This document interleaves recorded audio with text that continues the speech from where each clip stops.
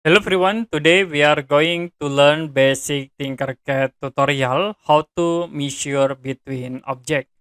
So as example, I will insert a box and we insert pen in here. So we have two boxes. Now to measure distance between these two objects, you can use rule tools. You can click icon rule. Then I will move into this point.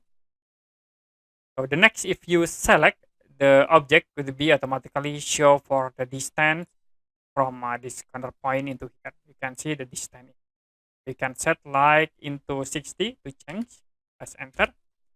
Then I will set for length for this object like in 10. And if you select the objects to be show for the dimension. Now I will create again like for the cylinder at this point.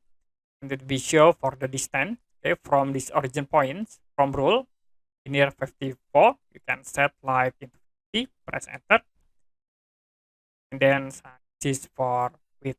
You also can move the points, okay, center point. Like I will move into this corner. You can click, hold, and then you can move. So it will be show for the distance from this point in point here. Okay, that's it for a basic TinkerCAD tutorial how to measure. If you have any question about tutorial, you can comment below this video.